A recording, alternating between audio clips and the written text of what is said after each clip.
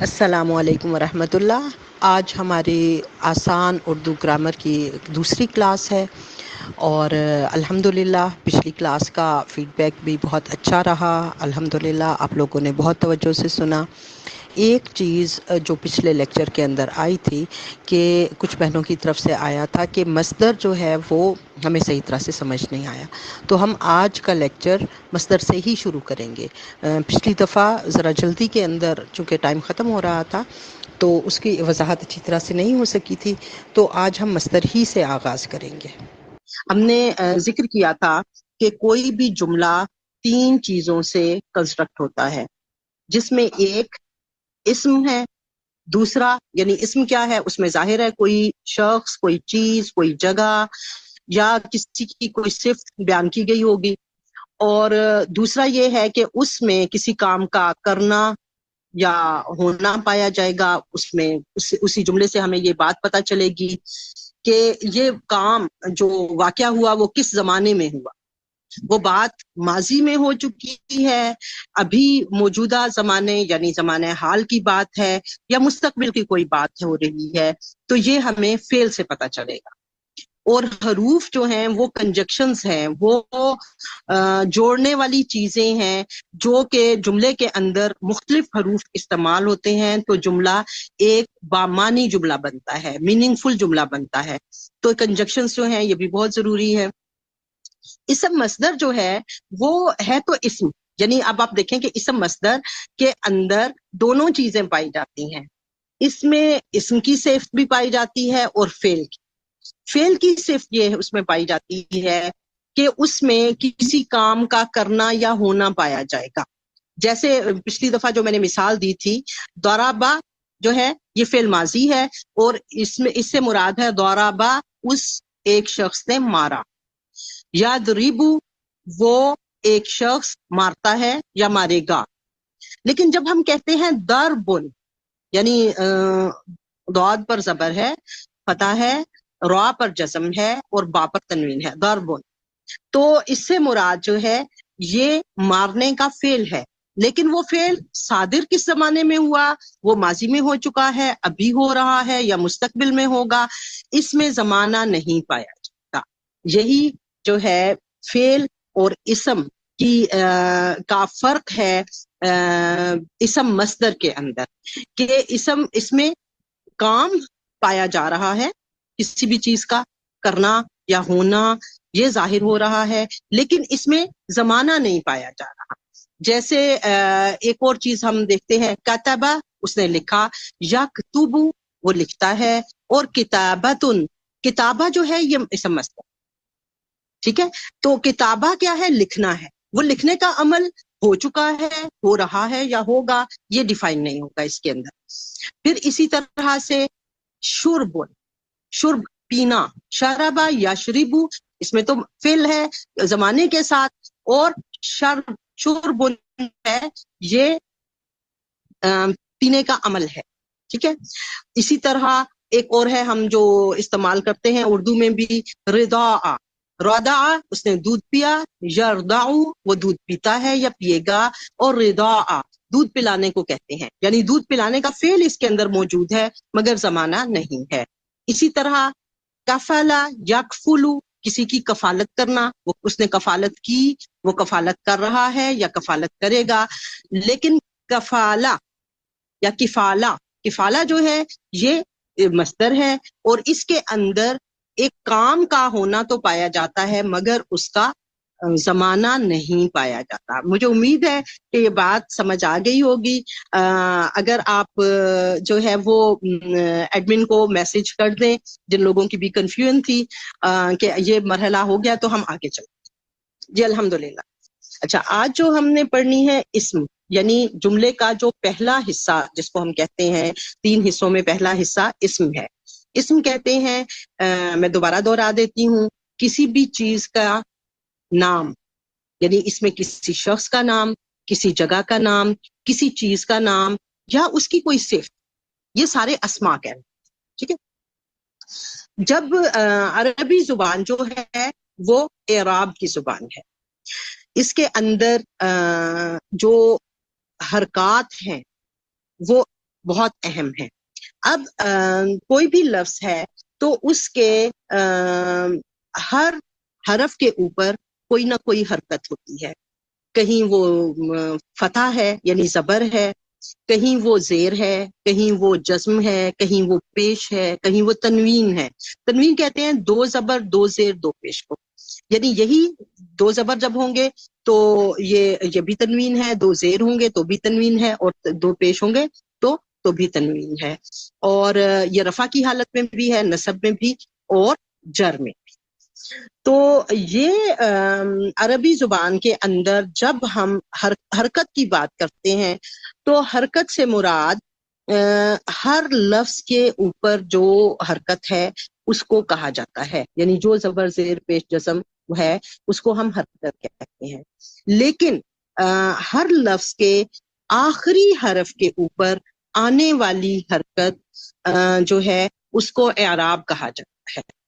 اعراب جو ہے وہ ڈیفائن کرتے ہیں، یعنی اسما جو ہے وہ ایک ہی جیسے ہیں، جیسے 85% اسما ایک ہی ہوتے ہیں، لیکن وہ ہے کیا، وہ اسم کیسا اسم ہے، کیونکہ کبھی جو اسم ہے وہ کام کر رہا ہوگا، کبھی اس کے اوپر کام کر رہا ہوگا، کبھی جو ہے وہ اس سے پہلے کوئی حرف جر لگا ہوگا، یا وہ مضافلے کی صورت میں آئے گا تو وہ مجرور آئے گا. تو یہ جو حرف کسی بھی لفظ کی آخری حرف کی حرکت ہے وہ ڈیفائن کرتی ہے کہ جملے میں کون کیا ہے. تو یہ حرکات جو ہیں ان کو ہم دیکھیں گے، ان کو ہم اعراب کہتے ہیں کہ جب اس کے اوپر رفع ہے یعنی پیش ہے. میں نے اس کو آپ اپنی سلائیڈ دیکھیں تو اس میں پہلے جو ہے وہ ایک پیش اور پھر دو پیش، یعنی دونوں حالتوں کے اندر ایک پیش لگا ہوا ہو یا تنوین ہو، دو پیش ہوں، تو اگر لفظ کے آخری حرف کے اوپر رفع ہے تو یہ لفظ مرفوع کہلائے گا. جیسے کتابن، ٹھیک ہے، جیسے جا نیچے میں نے مثال دی ہے، جا العالم، عالم آیا. تو عالم یہاں پر کیا ہے، فاعل ہے. آنے کا فعل کس سے صادر ہوا، عالم سے، تو اس لیے اس کے اوپر ہمیں رفع نظر آ رہی ہے، پیش نظر آ رہی ہے، دمہ نظر آ رہی ہے، تو یہ مرفوع ہے. ٹھیک ہے. اس کے بعد دوسری جو کسی بھی لفظ کی اعرابی حالت ہے وہ ہے منصوب، اور جو منصوب ہوتا ہے اس کے اوپر نصب آتی ہے. تو نصب جو ہے، نصب جس پر بھی آئے گی تو وہ منصوب کہلائے گا، خواہ وہ ایک زبر ہو یا دو زبر ہو، تنوین ہو، دونوں حالتوں کے اندر. عمومی طور پر منصوب جو ہے، جو لفظ ہوتا ہے وہ کون ہوتا ہے، جس کے اوپر کوئی فعل صادر ہوا ہو. جیسے اوپر جو ہے اس کی مثال دی ہے کتابن، کتابن، اور اس کے ساتھ جملہ جو نیچے ہے وہ ہے اکلتو طعامن. اکلا کھانا، اکلتو اس کے اندر فاعل ہے ضمیر مستتر کے اندر، اکلتو میں نے کھایا، یعنی فعل کے اندر ہی موجود ہے. عربی زبان میں کبھی جو ہے وہ فعل کے اندر ہی فاعل ہوتا ہے، اس کو ہم کہتے ہیں مستتر ہے، ضمیر مستتر کی صورت میں آتا ہے، اور کہیں فاعل جو ہے وہ ظاہر آتا ہے. تو اکلتو طعامن، میں نے کھانا کھایا، یعنی کھانے کا فعل جو سرزد ہوا، کھانے کا فعل طعام کے اوپر، تو طعام جو ہے وہ منصوب ہے.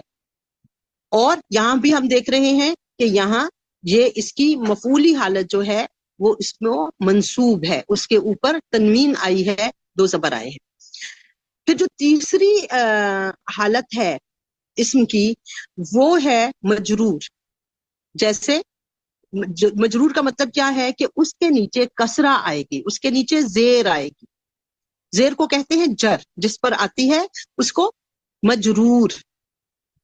جر جب آئی تو وہ مجرور ہو گیا، یہ اسم مجرور ہو گیا. جیسے کتابن، اور یہ دو طرح سے ہو جاتا ہے مجرور عمومی طور پر.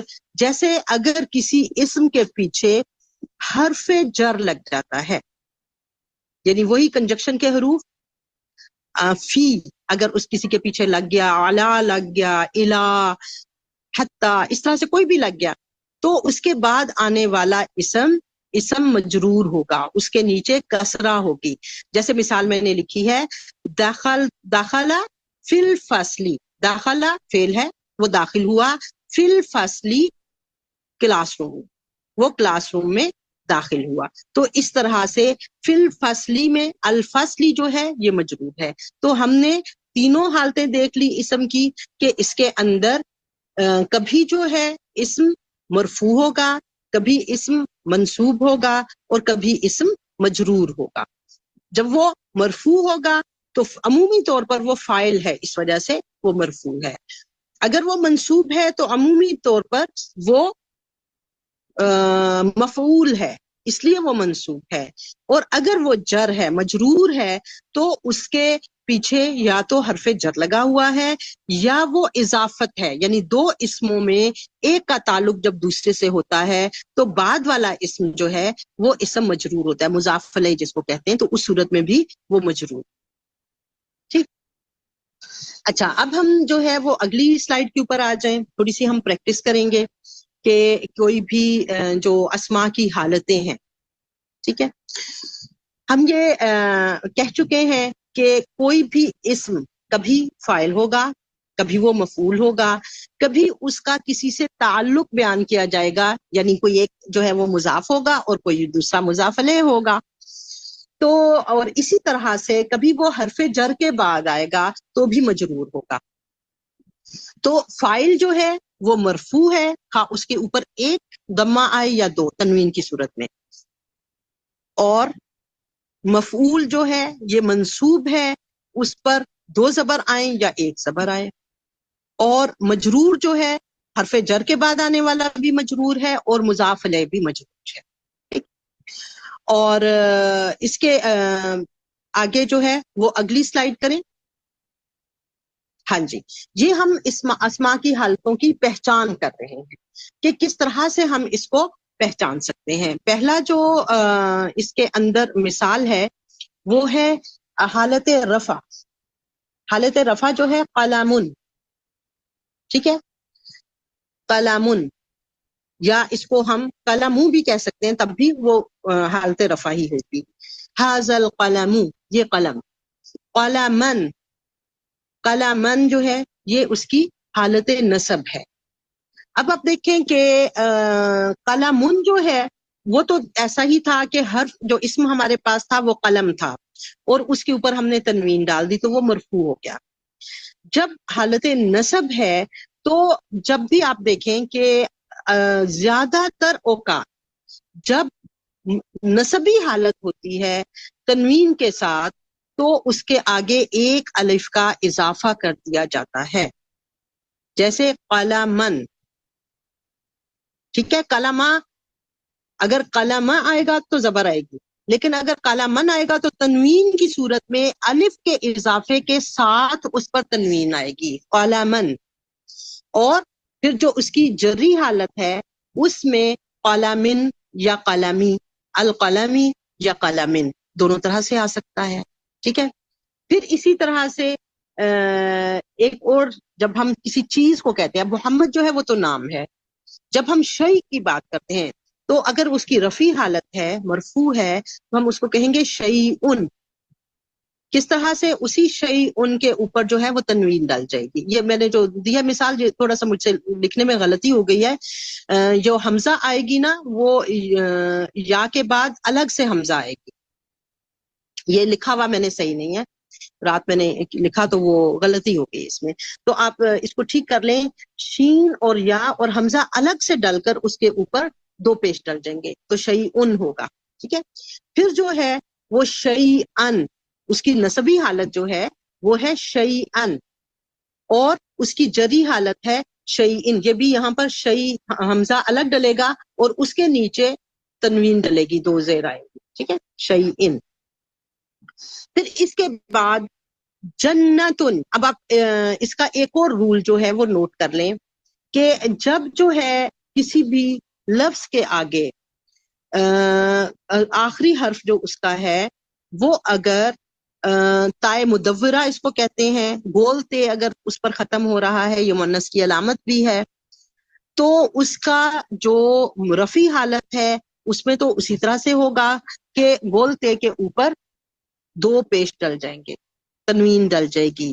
یا جنت، الجنت بھی آ سکتا ہے اور جنتن بھی آ سکتا ہے، باغ کو کہتے ہیں.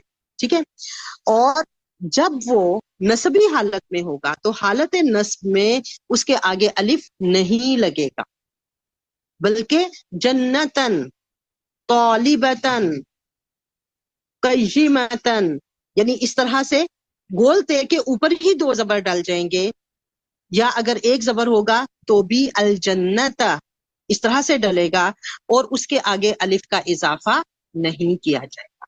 جو اضافہ ہم نے قلمن میں کیا تھا، جو اضافہ ہم نے شیئن میں کیا تھا، وہ جنتن میں اضافہ نہیں ہوگا. اور جب وہ اس کی جری حالت ہوگی تو الجنتی یا جنتن. ٹھیک ہے. اس کے بعد اب جب ہم ابن کی جمع کرتے ہیں یا بن کی جمع کرتے ہیں، ابن کہتے ہیں بیٹے کو، اور اس کی مؤنث کرتے ہیں، تو ابن کی مؤنث جو ہے وہ ہے بنت. لیکن بنت کو جب ہم لکھتے ہیں تو کبھی بھی بنت کو گول تے کے ساتھ نہیں لکھا جاتا. یعنی اکثر جو مؤنث اسماء ہیں وہ گول تے کے ساتھ لکھے جاتے ہیں. لیکن آپ کو پتا ہے کہ کچھ چیزیں آؤٹ آف دا باکس ہوتی ہیں، کچھ چیزوں کو اسپیشل جو ہے وہ برتاؤ کیا جاتا ہے. تو بیٹیاں جیسی اسپیشل ہوتی ہیں تو ان کا نام بھی ویسا ہی اسپیشل ہے کہ بنتن جو ہے وہ اس کی گول تے نہیں ہوتی، بلکہ اس کی تائے ممدودہ اس کو کہتے ہیں، لمبی تے ہوتی. ٹھیک ہے. تائے ممدودہ کے ساتھ بنت لکھا جاتا ہے. تو جب آپ نے بنتن، اس کی رفع حالت جو ہے وہ بنتن ہے، تو جب ہم اس کی نسبی حالت کو دیکھتے ہیں تو وہ بنتن، وہ آپ تے کے اوپر دو زبر نہیں ڈلیں گے بلکہ اس کے ساتھ الف ڈلے گا اور الف پر دو زبر ڈلیں گے، بنتن لکھا جائے گا. ٹھیک ہے. اور اسی طرح سے جب اس کی جری حالت آئے گی تو وہ بنتن یا البنتی ہو. اس کے بعد اگلا جو لفظ ہمارے پاس ہے وہ ہے سماعن. تو سماعن بھی مؤنث کلمہ ہے، اور یہ مؤنث جو ہے، مؤنث کی جو علامات ہے نا، ان میں گول تے بھی مؤنث کی علامت ہے، اور الف اور حمزہ سے کسی لفظ کا اختتام ہونا یہ بھی مؤنث کی علامت ہے. تو جب ہم کہتے ہیں سماعن، سما کس کو کہتے ہیں؟ آسمان کو. سماعن، تو یہ سماعن، اس کی جو نسبی حالت ہے وہ سماعن ہوگی. اب آپ دیکھیں کہ ایسا نہیں ہوگا کہ حمزہ کے آگے الف ڈال کر تو پھر تنوین ڈالی جائے، بلکہ اسی سما کے اوپر جس طرح جنتن میں تھا اسی طرح سماعن میں حمزہ کے اوپر تنوین ڈال دی جائے. اور اس کی جو جری حالت ہے وہ ہے سماعن. اسم مجرور جو ہے وہ سماعن ہے یا السمائی ہے، یعنی اس کے نیچے سما کے نیچے زیر ہوگی یا تنوین ہوگی، دونوں صورتوں کے اندر یہ اس کی جری حالت ہے. اس کے بعد جو اگلا لفظ ہے وہ ہے سوءن. سو کس کو کہتے ہیں؟ برائی کو. سوءن یا سوء، یہ اس کی رفع حالت ہے. پھر جب ہم سوءن لکھیں گے تو ہم حمزہ کے آگے ایک الف ڈال کر لکھیں گے. اب آپ کسی کو یہ تو نہیں لگ رہا کہ رول جو ہے وہ ٹوٹ جائے یہاں پر؟ ہم نے جو بات کی تھی نا کہ سماعن میں حمزہ کے آگے الف نہیں لگے گا، تو وہ الف اور حمزہ پر ختم ہونے والا لفظ ہے. تو سوءن جو ہے یہاں اس میں الف نہیں ہے، سوءن یہ حمزہ پر ختم ہو رہا ہے. ٹھیک ہے. اور اس میں الف نہیں ہے، تو اس لیے جب اس کی نسبی حالت آئے گی تو وہ سوءن، حمزہ کے آگے الف ڈال کر اس پر زبر ڈالی جائے گی، تنوین جو ہے وہ ڈالی جائے گی. ٹھیک ہے. تو سوءن جو ہے یہ اس کی نسبی حالت ہے. کیوں کا جواب جو میں نے دیا نا آپ کو، کیونکہ یہ جو ہے اس کے آگے الف کے بعد حمزہ نہیں آ رہا بلکہ یہ واؤ کے بعد حمزہ ہے، اور رول جو ہمارا ہے وہ الف کے بعد حمزہ کے ساتھ ہے کہ جب الف کے بعد حمزہ آئے گا تو اس کے اوپر تنوین آئے گی بغیر الف کے. اور پھر اس کی جو جری حالت ہے وہ ہے سوئن. تو اس طرح سے ہم سماعن اور سوئن کے جو حالت ہے، یعنی یہ دو مختلف کنسٹرکشنز ہیں، اس لیے ان کے اوپر اپلائی ہونے والا رول بھی الگ ہے. یعنی اس کو اگر ہم مختصر دیکھیں کہ حالت رفع کے اندر کوئی جو ہے وہ فرق نہیں آ رہا، ہر جگہ آخری کلمہ جو ہے مرفوع حالت کے اندر اس پر یا پیش آئے گی یا یعنی دو ضمہ تنوین کی صورت میں آئیں گے. جو حالت نصب ہے اس کے اندر ہمیں رولز مختلف مل رہے ہیں. جہاں عمومی ایک صحیح لفظ ہے، یعنی صحیح لفظ اس کو کہتے ہیں کہ جو ختم ہو رہا ہے الف واو اور یا کے بغیر اور گولتے کے بغیر ختم ہو رہا ہے، تو وہاں پر تو اس پر الف جو ہے وہ اس کے آخری حرف کے آگے الف کے اضافہ کے ساتھ تنوین لگے گی، یعنی منصوب حالت کے اندر اس کے اوپر الف بھی لگے گا. اور شیئن ہے، پھر جنتن ہے جہاں نہیں لگے گا. تو یہاں پر ہمیں پتہ چلا کہ ہمارا رول یہ ہے کہ گولتے جب آ جائے گی تو اس کو تائے ممدودہ میں بدل کر اس کے آگے الف نہیں لگایا جائے گا، بلکہ تائے مدورہ ہی کو منصوب کر دیا جائے گا. ٹھیک ہے، گولتے کو ہی ہم اس کے اوپر دو زبر ڈال دیں گے. پھر ہم نے بنت کو دیکھا کہ بنت کے چونکہ حروف اصلی کے اندر گولتے نہیں ہے بلکہ تائے ممدودہ ہے، تو اس لیے تائے ممدودہ پر جب ہم تنوین ڈالیں گے تو ہم الف کے اضافے کے بعد ڈالیں.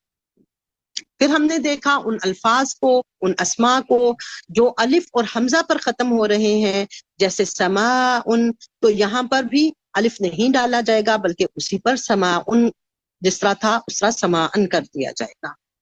اور سو کو ہم نے دیکھا کہ یہ مختلف ہے، جب الف نہیں آ رہا صرف حمزہ آ رہا ہے تو ہمارا وہی پرانا رول ہے کہ اس کے ساتھ جب ہم تنوین ڈالیں گے منصوب حالت کے اندر تو الف کے اضافے کے ساتھ ڈالیں گے. اور باقی جری حالت اور جو ہے رفیع حالت اس میں تو کوئی فرق نہیں ہے. آپ کا جو آج کا ہوم ورک ہے وہ یہ ہے کہ آپ نے قرآن سے ہی تین آپ نے مثالیں دینی ہیں، حالت رفع کی، حالت نصب کی اور حالت جر کی. یعنی وہ اسم جو جن کے جو ہے اس میں رفیع حالت کے اندر جو ہے تنوین آئی ہے، اس میں وہ منصوب حالت میں آیا ہے، وہ مجرور حالت میں آیا ہے. بالکل چھوٹا سا ہوم ورک ہے کہ یہ آپ نے کرنا ہے، کہ میں آپ کو لکھ کے بھی انشاءاللہ یہ ہوم ورک دے دوں گی کہ آپ نے بتانا ہے کہ قرآن پاک کی آیات لے کر کہ کہاں جو ہے وہ اسم رفیع حالت میں آیا ہے، کہاں منصوب حالت میں آیا ہے اور کہاں مجرور حالت میں آیا ہے. تو ہمارا وقت جو ہے وہ تقریباً ختم ہو گیا ہے، اور فیڈ بیک آپ دینا چاہیں تو آپ اپنے ان باکس میں دے سکتے ہیں کہ آپ کو آج کا لیکچر سمجھ میں آیا ہے یا نہیں آیا. اللہ تعالیٰ ہمیں توفیق دے کہ ہم قرآن کی زبان سیکھنے کے لیے بیٹھے ہیں. اللہ تعالیٰ ہمارے سینوں کو قرآن کی محبت سے، قرآن کی سمجھ سے کے لیے کھول دے اور اس پر عمل کرنا ہمارے لیے آسان کر دے. وما علینا الا البلاغ. السلام علیکم.